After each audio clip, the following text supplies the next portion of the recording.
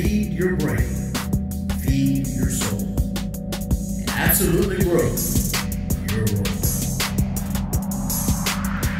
The right leader. That's impact the right way. Many voices, many faces, all this. Many voices.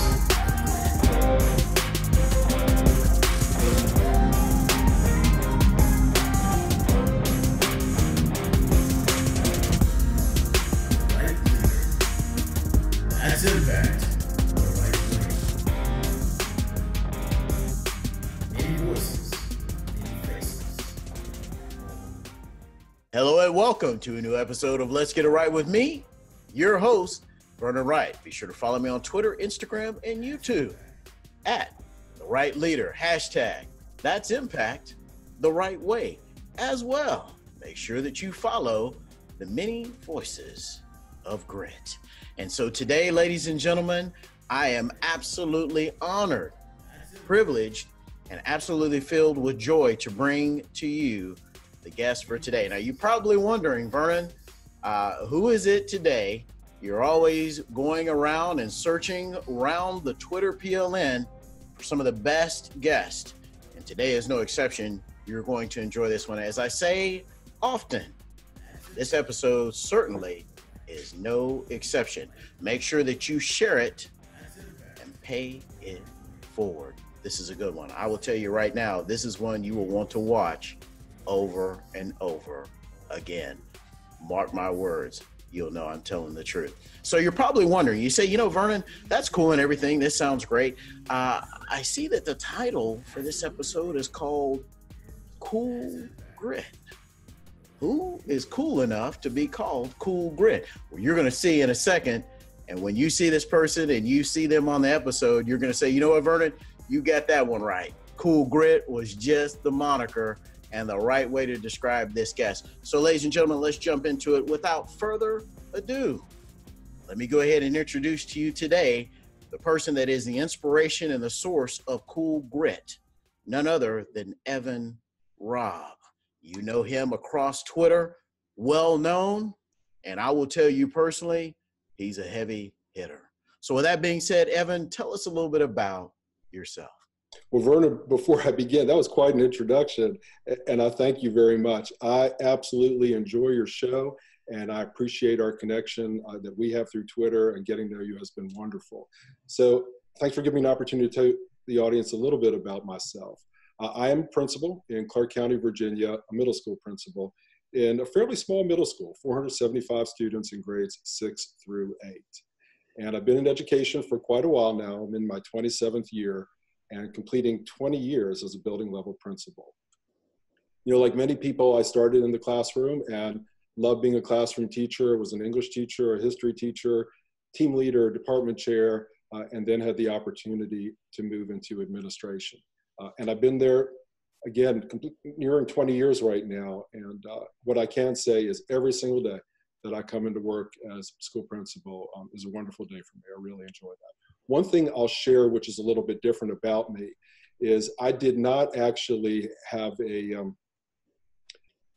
wasn't actually sure what I wanted to do when I was out of college, and teaching was not necessarily my calling at that time. So I went to graduate school to earn a master's degree in business administration, and completed my MBA, and then decided at that time that that was not for me, and I really did want to go into teaching. So I left the MBA behind and took my first teaching job, and it was actually in Culpeper, Virginia. And one thing that's interesting about that is it is 88 miles from my house, and I say 88 miles because while I was teaching in Culpeper, my salary was pretty low back then, so I had to commute, and it was 88 miles door to door. But no regrets, because it put me on a path to meet a lot of great people and have an opportunity to really positively influence kids and hopefully teachers along the way.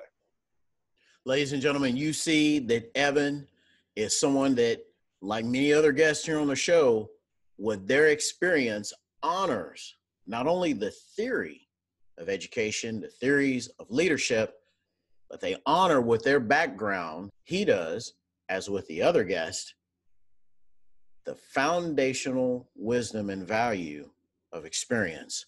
And it's reassuring. And I'll just go ahead and be very honest and transparent with you all to know that when you have someone on the show that speaks from a vast amount of experience, that it's reassuring to know that, you know what, this person is not just talking about something that's some idea that they thought up. This is something this person has lived.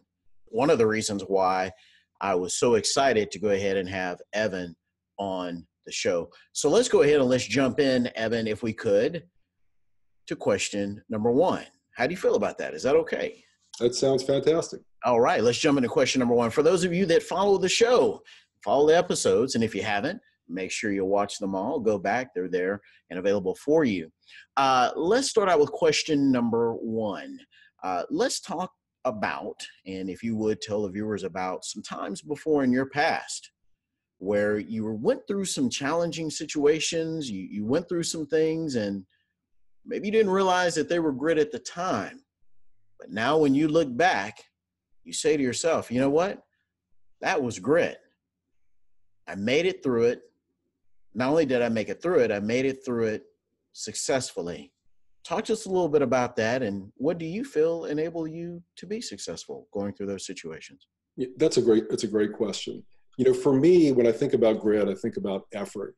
And one of the things that I call upon, and probably people who are viewing this may have the same kind of recollections that they call upon, are people within my family who were inspirational to me when I was growing up and taught me what grit and effort and determination were all about. You know, my grandfather, Vernon, came to America when he was 16 years old in 1918. And he came all alone, and he came with limited education and limited English speaking skills. But he came with a dream, you know, a dream similar to many people who came to America in the early 20th century, a belief that America was a land of opportunity and that he could find a path for himself here that he would not have been able to find for himself when he was in Europe. And he had a skill. He knew how to make shoes. And through time and through good connections and working hard and a good gritty kind of mental focus as he pursued his career and developed his skill, he became an incredibly successful person. And by the time he retired, he co-owned a major shoe manufacturing company in Manhattan that made shoes for major department stores all across the United States of America. And that story is true. And that story resonates in me when I think about challenges that I've had throughout my career, and none of my challenges have been that significant. You know, I cannot tell a story about coming to, you know, a country all alone when I was 16 and couldn't even speak a language. But some of the elements that I learned from my grandfather, I did help apply to myself. And I'll give you a little example. I had aspirations to write. I wanted to write books. I felt like I had ideas and wanted to be able to get my ideas down on paper and make them available to people. But one of my roadblocks that I hit along the way was I wasn't a good writer. I simply was not that good at writing. And that kind of carried really through college, and I probably struggled with writing when I was in graduate school also. But I had this dream and I had this goal, and I was fortunate to connect with people who were able to help me and to coach me and to help me develop as a writer, teach me how to apply effort over time, good, consistent effort, and also teach me to reflect on my mindset as I was approaching things that were challenging for me. And, you know, as you know, there's a fixed mindset that can exist within people, and there's a growth mindset. And, you know, I've at times been caught in fixed mindsets, but fixed mindsets hold people back, and they certainly don't allow for people to grow, and they can be counter to wanting to apply grit in order to achieve goals within your life. So I think for me, it's a combination of mindset.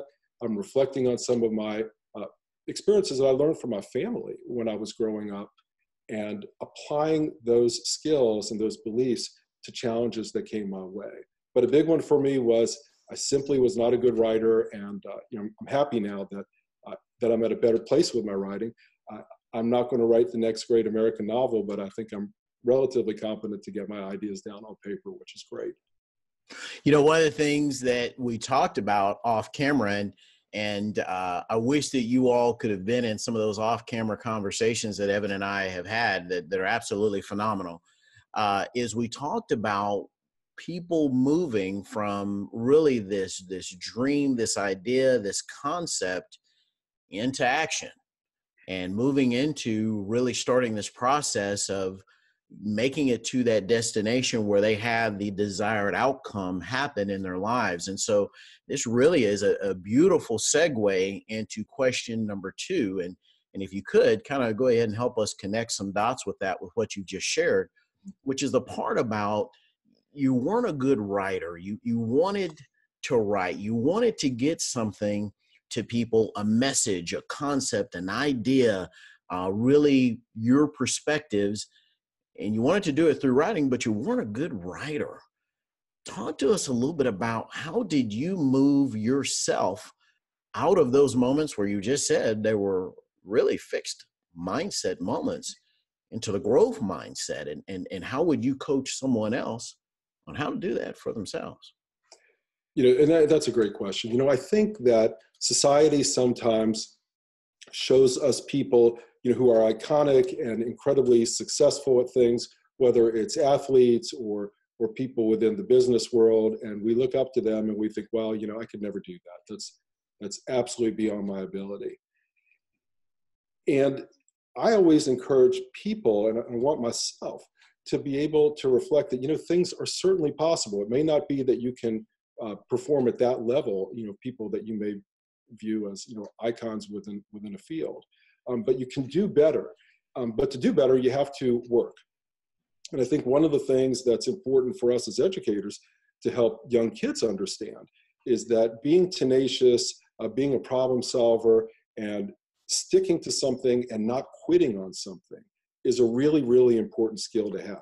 And I think it's actually a teachable skill, and it's an important skill to teach kids when they're in school, but it's an important skill for us to tap into when we're adults also. So when challenges come someone's way, it can be easy to say, no, I can't do that. That's not something I'm comfortable with. But then the other way to think about it is, well, you can, but you might need some support, you might need some coaching along the way. But if you can apply some skills that you can reflect on, that you learned at other times in your life, to new challenges, you can achieve things.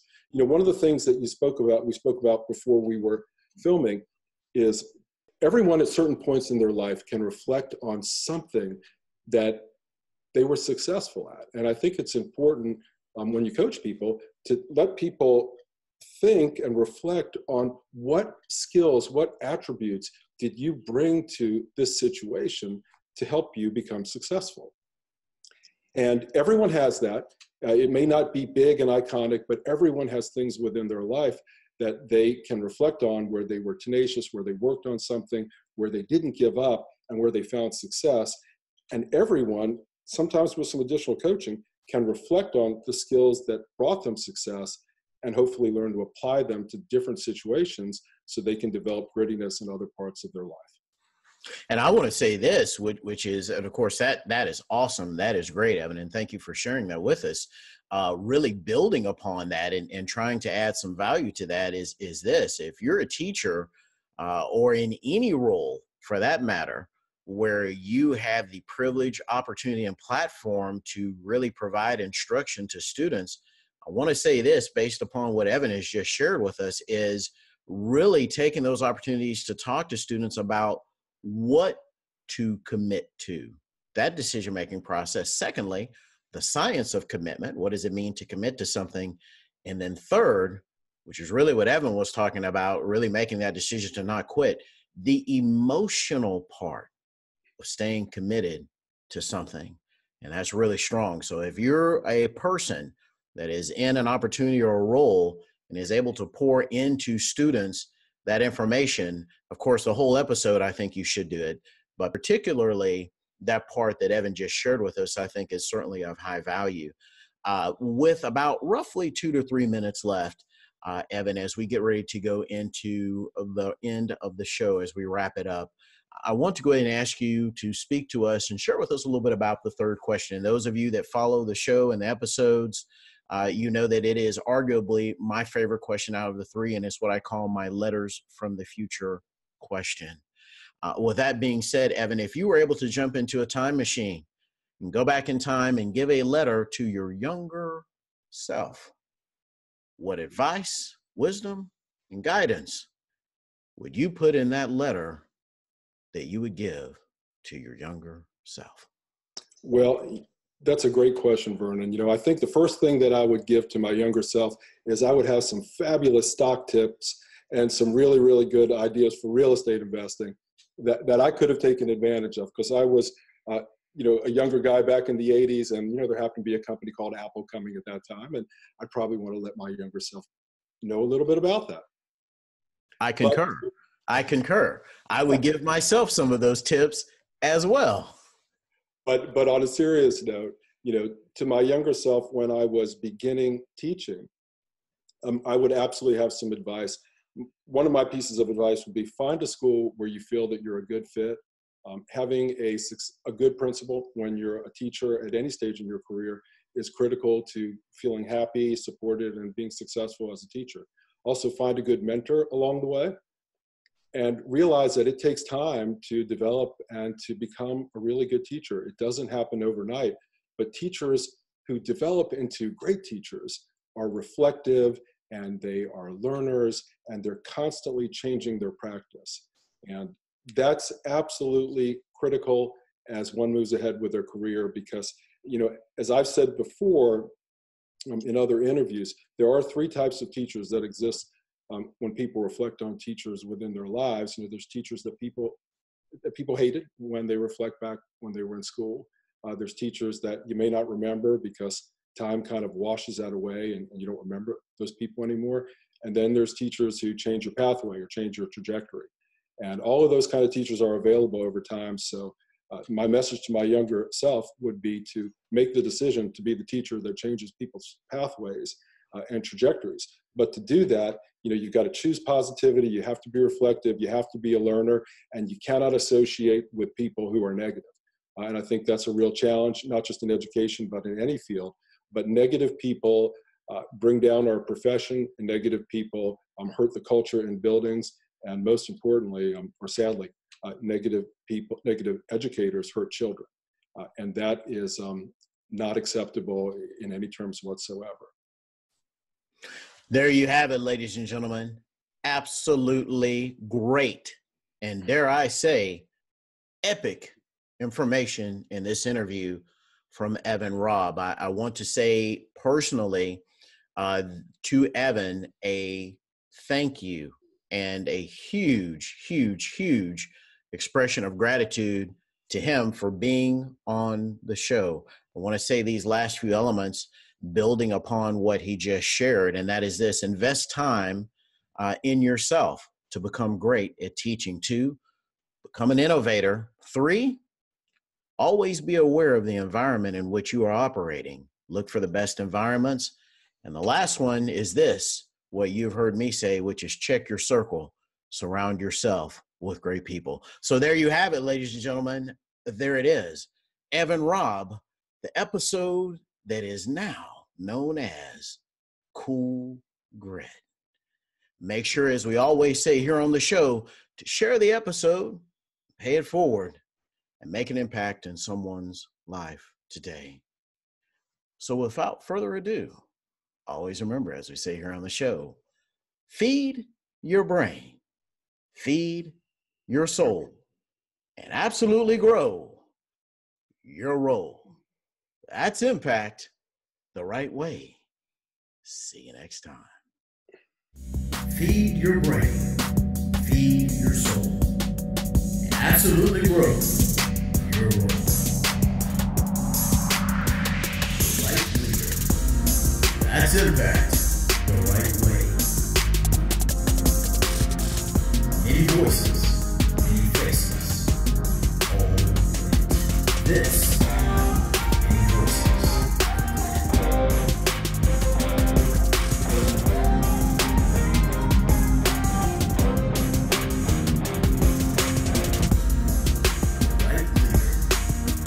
That's impact.